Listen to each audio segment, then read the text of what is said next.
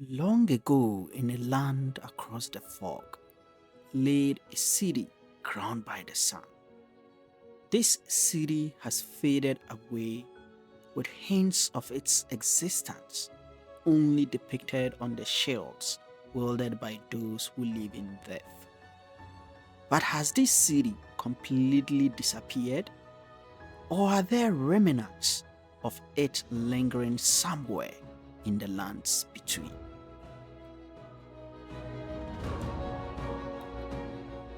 Welcome to the longer version of our video about the Sun Realm. I want to thank all of you for making the shorter video, which happened to be this channel's first video, a success. And for those of you who might be worried about criticizing my videos, here is a quote to encourage you not to shy away from criticizing my work. Now, let's get the exploration underway.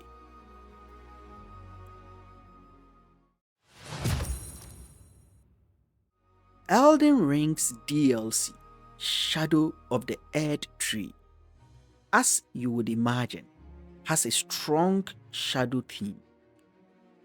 There is even a specific location in the game called the Shadow Keep, located south of the Skadu or Shadow Tree. What's more intriguing is the architectural design at the Shadow Keep's main gate. Just above the decapitated statue of Marika are shapes that closely resemble those found on the shield depicting the Sun Realm. Things become even more interesting when we position our camera to catch a glimpse of the pointed arrow shapes on the wall and the tower behind them. I must admit, the sun is nowhere to be seen at the Shadow Keep's main gate. However, this could be because the Shadow Tree, or the veil Marika placed over the land of shadow, is blocking the sun and its rays from reaching the Shadow Keep. The only thing that left me scratching my head was why we do not see the entrance depicted on the shield. Upon careful inspection of the area, one would notice debris on the ground. This left me thinking whether the Shadow Keep's main gate area might have undergone some architectural changes. The debris close to Marika's statue might have come from the fractured wall behind the statue.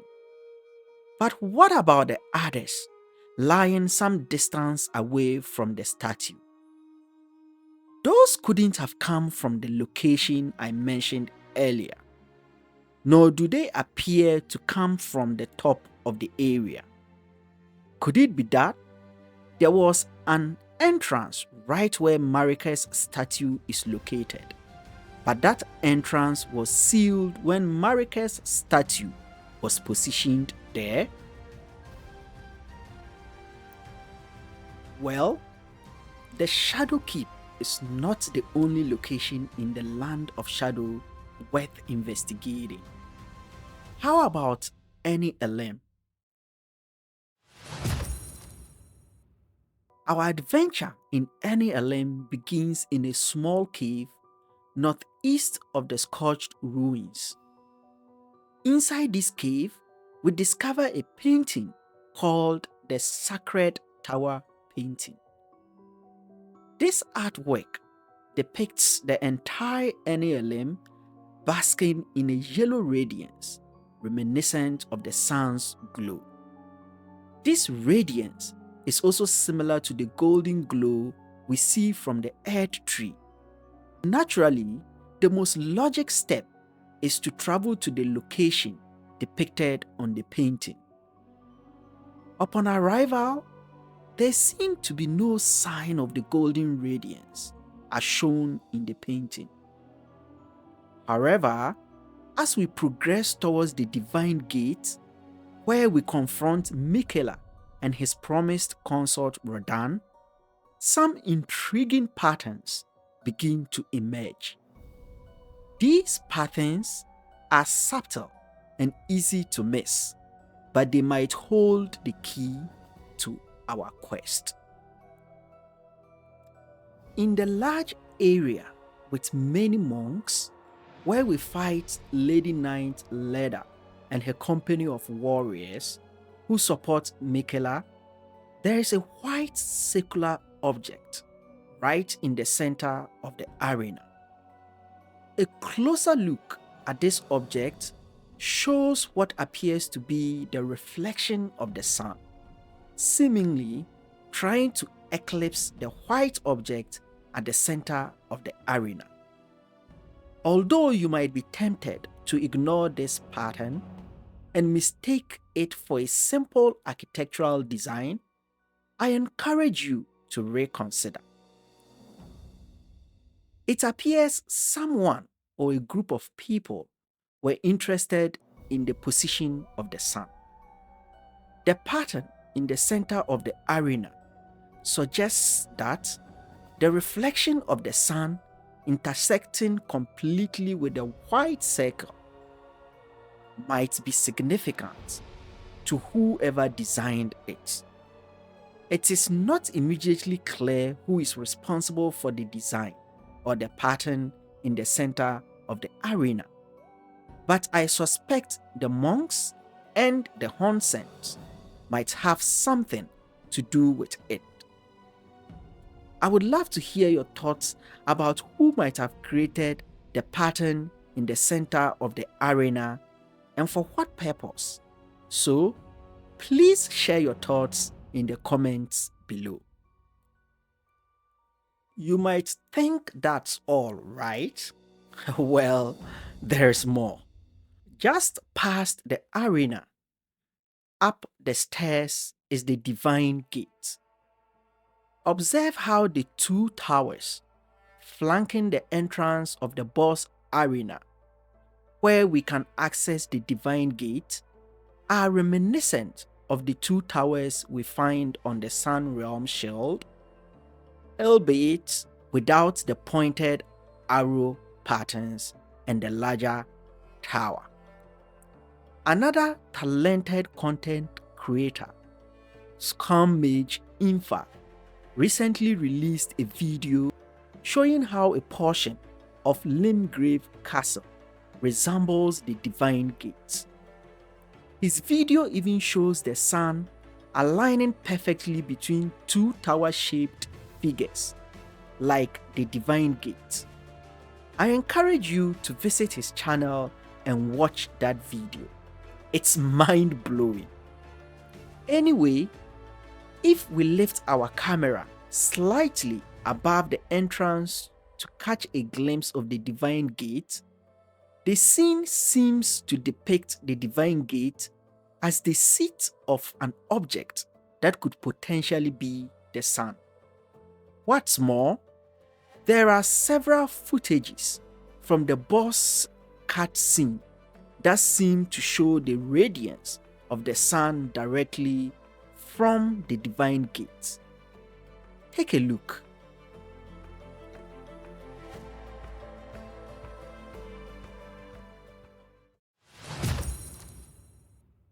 It's also intriguing that FromSoftware recently showcased a game called Elden Ring Nightreign, which features a scene with the sun towering over a castle engulfed in shadow.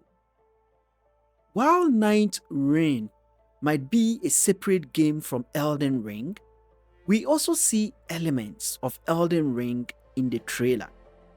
So, why depict the sun and shadow in the same location? We know the Shadow Realm in the DLC of the Elden Ring base game has a shadow theme, and I have provided evidence suggesting the Honsent who reside in the Shadow Realm were concerned with the sun. Could Nightreign be providing us with some clues about the Sun realm? Anyway, I digress, but let's get back to our main narrative. So, does all the evidence I have provided so far imply that Shadowkeep or any Elden is the Sun realm? Well, don't forget there are other potential locations associated with the Sun. For instance, there is Farum Azula, which is always sunny, and Castle Sol. Limgrave is also a potential candidate, but as I mentioned earlier, I believe Scum Mage Infa did a pretty good job with that location in his video. So, how about we explore Farum Azula and Castle Sol? Then, we can draw final conclusions about our findings.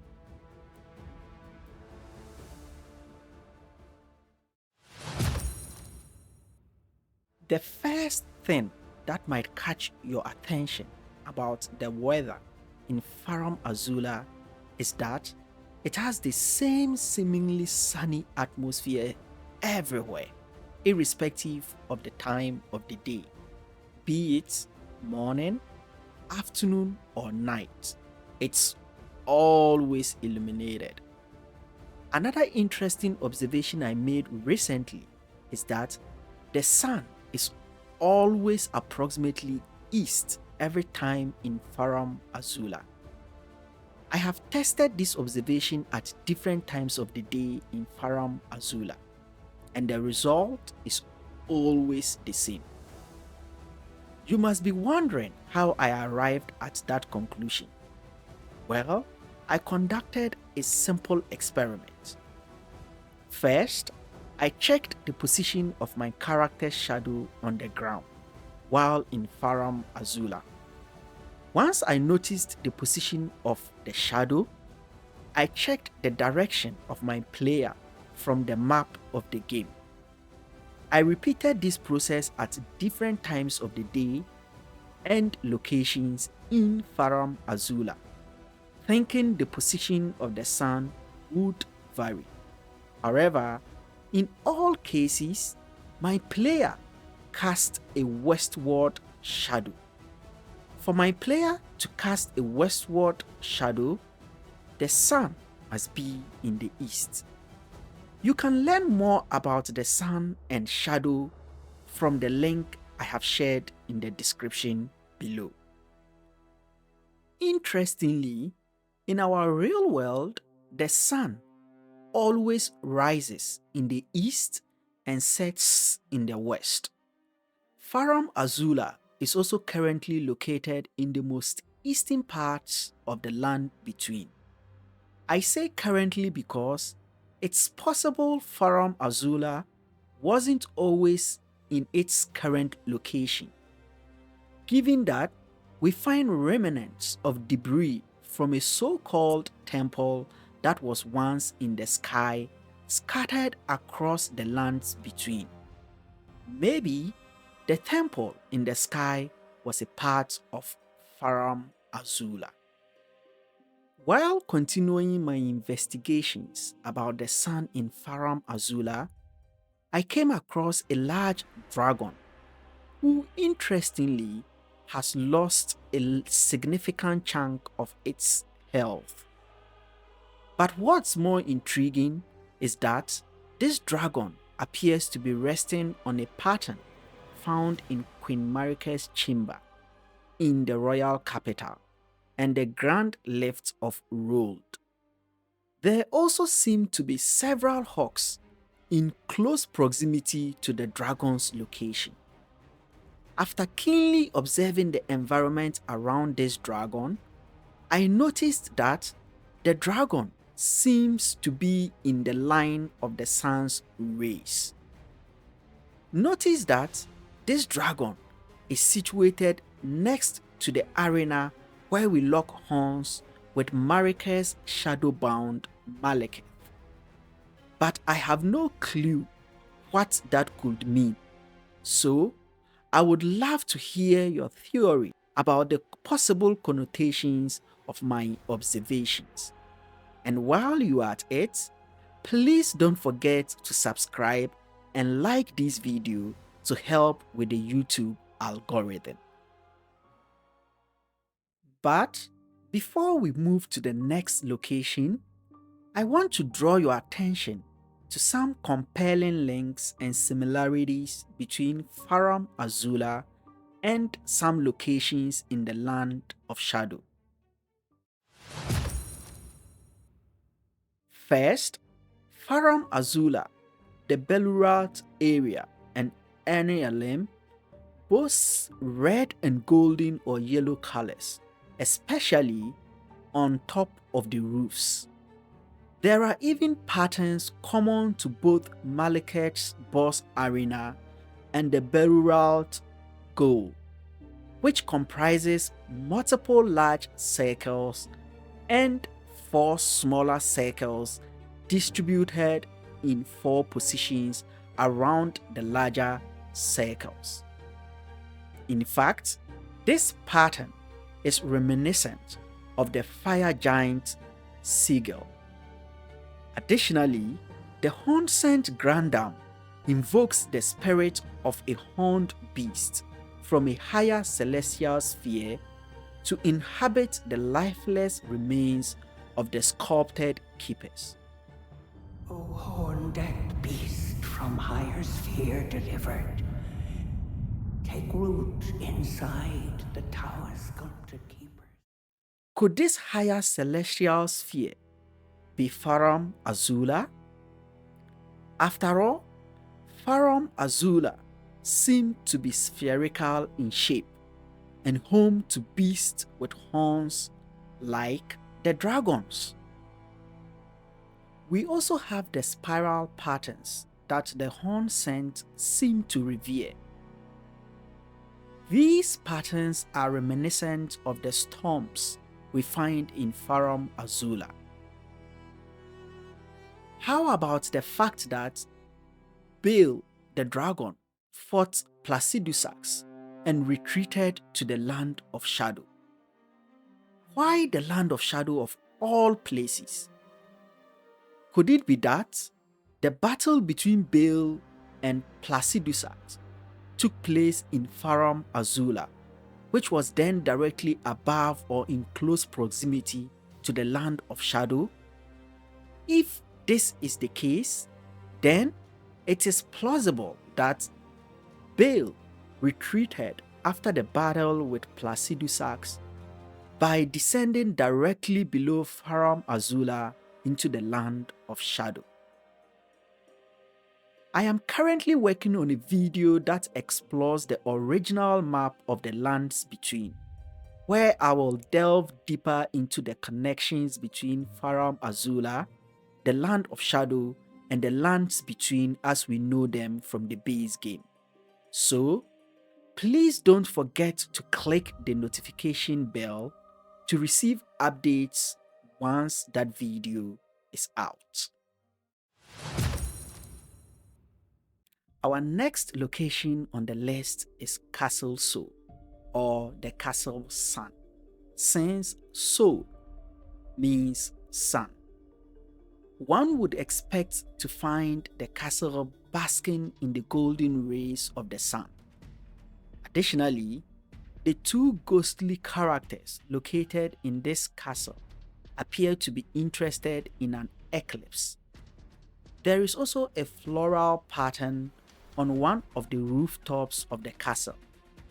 This pattern can be found in some locations in Farum Azula and the Farum Bridge in Pevigeild.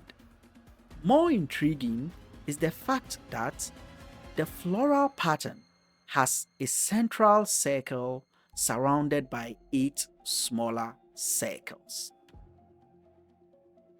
This depiction reminds me of the lunar phases, which illustrate the moon's orbit around the Earth. The lunar phases are often depicted as a central circle surrounded by 8 other circles. Notice that The location of the moon relative to the Earth determines the type of eclipse we observe. Specifically, when the moon is between the sun and the Earth, we witness a solar eclipse. Conversely, a lunar eclipse occurs when the Earth is positioned between the moon and the sun, giving rise to a full moon. Another intriguing aspect of the phases of the moon is that a hexagon or 8-sided figure is formed by joining all the moon phases with lines. I mention this because hexagons and the figure 8 or 8-sided figures seem to feature prominently across various designs in the game. Here are a few examples.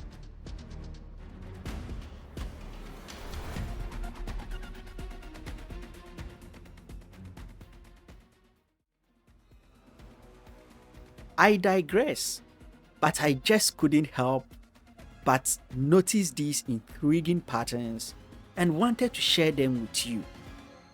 Anyway, back to Castle Soul. After investigating the environmental details of Castle Soul, the only thing that stood out to me is that the moon seems to be in stasis above the castle. There is no sun in sight at the castle, irrespective of the time of the day. So, perhaps it's the seat of the moon, not the sun. Originally, the absence of the sun at Castle Soul was an enigma to me. I mean, the castle is literally named after the sun. But upon careful consideration and brainstorming, I think it makes sense that we do not find the sun here. Let me explain. First, the ghost in the church in Castle Soul refers to the sun of Castle Soul as frigid, which translates to very cold in temperature. Well, I don't know about you, but the sun sure isn't cold to me. At least, the moon seems to be associated with cold, which is something Rani references during his speech about the age of stars. Here beginneth the chill night that encompasses all, reaching the great beyond. Furthermore, the castle is literally in the north of the lands between, covered by snow. You see, in our real world, the north is mostly cold and covered by snow due to the limited amount of sunlight it receives all year round. So, one wouldn't associate the northern areas of the lands between with the sun. The absence of the sun at Castle Soul gives me the impression that it was never a place crowned by the sun. At most, I would consider it a place crowned by the moon. The Shadow Keep and Elden seem to have some compelling evidence that could support them being the realm of the sun. After all, both locations reside in a realm of shadow, and a shadow is created when a solid object is placed in the path of a light source like the sun. So, it is plausible that before becoming the shadow realm, the land of shadow received an abundant supply of the sun's rays or energy. However, Marika's air tree was placed in the path of the sun, thus receiving the sun's energy and only casting a shadow over the shadow realm, robbing it of the sun's abundant rays. The shadow tree in this context would be the resulting shadow the earth tree cast on the shadow realm. Of course, this is in a metaphorical sense of an eclipse, which could be what the game is alluding to in reference to shadow. Oh yes, and how about the Dung Eater, a notorious figure who wears a sun medallion around his neck and is adorned with the Omen armor, which has its horns cut off. We know there is a strong link between the horn scent and horns, so perhaps the very home of the horn scent was the Sun realm.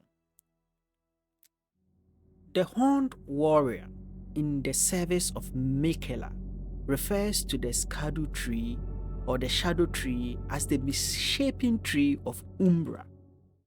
Go to the misshapen tree of Umbra. In that forsaken place, blood must spill. Umbra is a term often associated with the darkest region of an eclipse. So, he might be metaphorically referring to the eclipse involving the Earth tree, the shadow realm, and the shadow tree. If my hypothesis is correct, then Marika literally created an eclipse by placing the Earth tree between the sun's path and the land of shadow. Additionally, the painting of the sacred tower seemed to depict NALM as a location receiving an abundance of sun rays. And above all, the sun ray and the white circular object located in the arena full of monks in close proximity to the divine gate, which seemed to be shaped as though its upper section is ready to receive a circular object such as the sun, adds to the evidence of a sun theme in the land of shadow. While the sun is not visible in Farum Azula, I have demonstrated that the sun is always in the east, irrespective of the time of the day. So, it's logical to conclude that the sun is stationary in Farum Azula. However, as mentioned earlier, it is never seen physically in Farum Azula. We do find floral patterns similar to those in Castle Sol here in Farum Azula. So, there is a strong indication that Farum Azula was associated with the sun and moon, or even an eclipse. Then, we have the fact that Farum Azula and the Land of Shadow boast skeleton enemies wielding the Shadow Realm shield. All this evidence leads to three theories about the potential location of the Sun Realm.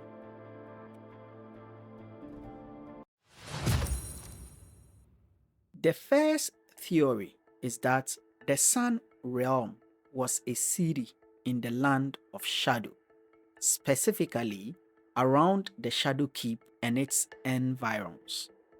This theory is supported by the architectural design found around the main gate of the Shadow Keep and its close proximity to the Shadow Tree, which appears to block the sun and its rays.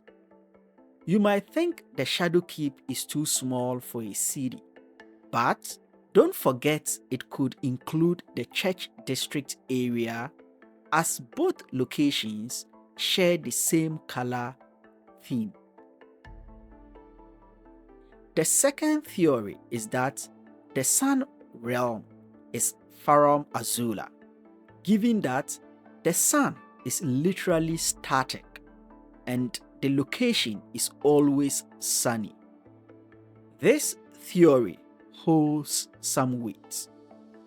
Furthermore, the Old Lord's Talisman refers to Farum Azula as an ancient royal city.